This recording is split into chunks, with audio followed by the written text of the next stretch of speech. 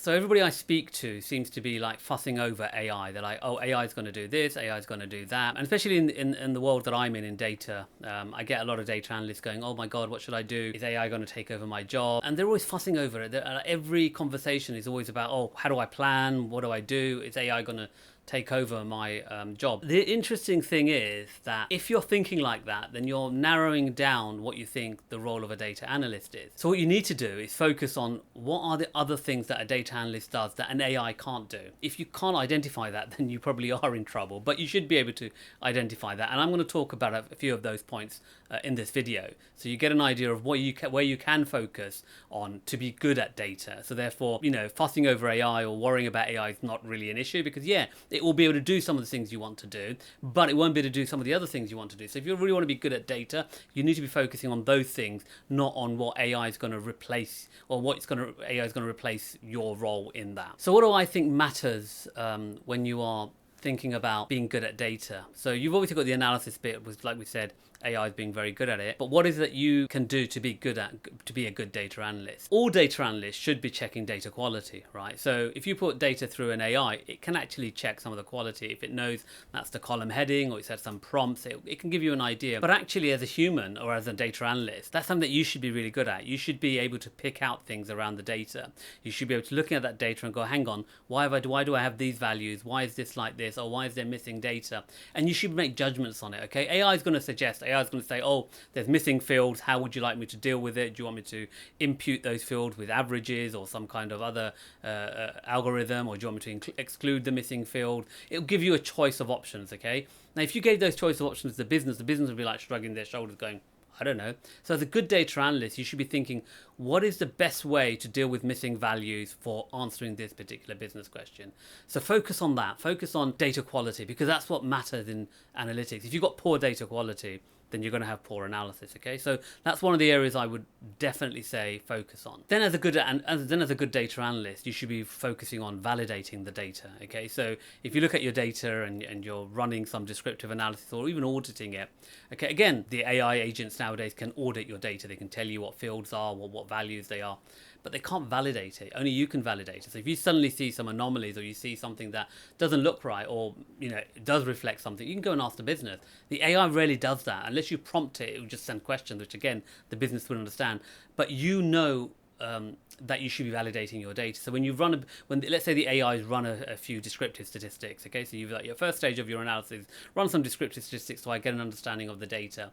The AI can't really validate that, because what's it validating it against? It can only validate against business knowledge. It might give you a general idea and say, oh, you're this kind of business, you're I don't know, supermarket, so you should see a spike in weekends and Christmas, right? So, but that's just general. Is it specific to your business? You as a data analyst can go and ask the business, okay? You can ask the business. And so you suddenly become good at data analytics, and you should be doing this anyway by validating the findings. And what that also does is give the business a bit of confidence that they're not put their analysis in a black box. They've got someone who's doing the right thing, who's checking data quality and validating the findings before they go off and present the findings to make decisions. The other thing that's quite important as a data analyst you should be doing is paying attention to the detail. Now, when you run a query with an AI agent, okay, it could come back with results. I mean, we know all about hallucinations and how LLM models can hallucinate. Now, if they can hallucinate with words, they can definitely hallucinate with numbers, especially when they're summarizing the output of numbers or analysis. So you need to be able to pay attention to detail, because that is something that makes a good data analyst anyway. Whether you have AI or not, you should be really good at paying attention to detail. So what I would recommend is that you go through the outputs and just double check that it's done everything correctly. Again, that reassures the business that what's being delivered is good, but also that is how you become good at data. The other thing, as I said, the AI might give options and say, look, here's some missing fields, how do you want me to deal with it? Or here's the analysis, the summary of it. But they're not always going to be good at communicating to people who don't really, aren't involved with data. So they could be salespeople, they could be marketing, product, exec, strategy, whoever they are, right? So not everybody's going to be, very familiar with data. And so what you need to be good at as a data analyst is communication, right? You need to be able to communicate with anybody and everybody, okay?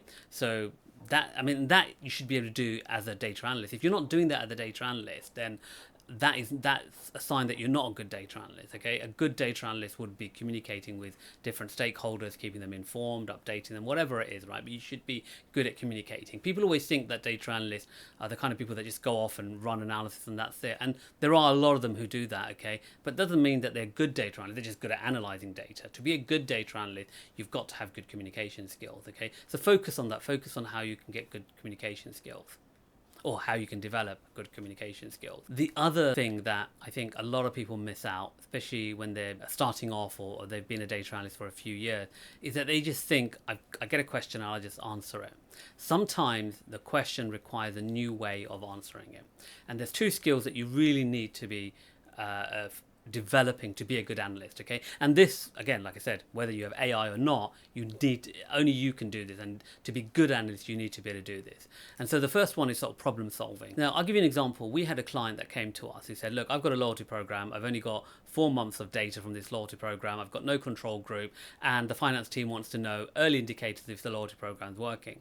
Now, we know when you're running a loyalty program, you need a control group in order to compare whether the loyalty program is working or not. But also you need time. You can't just assess it in 4 months. But the client was like, look, come up with a methodology, come up with a way of solving this because my finance team wants it. And so here what you've got to do is be really good at problem solving. And so we solved this problem by creating a new methodology. And we had assumptions and caveats, and we explained it to the business. And they were like, the finance team were happy. They're like, we get all that. We just need early indication. And we ran the analysis. And we showed that early on, 4 months, the loyalty program wasn't having a big enough effect, okay, that they thought they would have. But at least the finance team knew, and they were able to then, make their decision based on that. And then critical thinking. Whenever I encounter data analysts who don't engage in critical thinking, what I normally find is that they're very superficial in how they present their information or how they analyze their information. So if you are a data analyst and you're not engaging in critical thinking, what happens is that you let things slip. Okay, so you might do a piece of analysis and you might say, I'm a publisher, or your client's a publisher, or you work for a publisher, and you're measuring, the number of people that go to different parts of the sites, okay? And suddenly you find that there are certain numbers that arise that don't look logical, right? That don't look logical. If you're not critically thinking all the time, you're just going to pass that off and say, oh, no, I've done the analysis. The numbers are what the numbers are. But if you engage in critical thinking, you'll be like, hang on, why is the number the way it is? That's not what I would expect from my business or from this business. And start thinking and start rationalizing and start to question why the number is the number, okay? And then even if the analysis shows, you repeat it and it shows the same number, you can at least go to the business and say, look, I've done this analysis, but this looked really odd. I'm just not comfortable with this number. I would have expected our business or your business to be doing this number and that number, okay, so this range or this maximum value. So whatever it is, if you're employing your critical thinking skills, what happens is that the business understands that with you, they're going to get a very solid response. They know that you've questioned the data. They know that you questioned the analysis. They know that you've thought about what you are presenting and that you're not just presenting it. Rather than worry about, AI is going to take over my job in terms of that, get good at these things, okay? Get good at things like data quality, solving data quality issues, or even checking for data quality issues. Get good at validating the numbers that come out from any analysis. Pay attention to detail. Again, I can't emphasize that enough. A lot of data analysts just brush over things. They don't pay attention to detail. And even simple things like I've seen data analysts run Excel queries where they just put like the whole column in, and at the bottom of the column is like other numbers, and then suddenly they've got a number that doesn't make sense. So pay attention to detail. And then you've got the sort of things that people will more likely notice, things like communication skills, right? Get better at that. Things like problem solving and critical thinking, okay? Get better at that, because the better you get at, the better data analyst you become. Whether there's AI or not, you will just become a better data analyst. So stop fussing over what AI is going to do or not going to do, and get better at these skills that will make you a better data analyst. Now, this isn't really comprehensive. It's just my thoughts on what I'm seeing when people approach me saying, oh my God, AI is going to take over my job, and they're fussing over AI so much, that I sort of think, well, these are the things you should be doing anyway as a data analyst, and you should be very good at those. And if you are very good at those,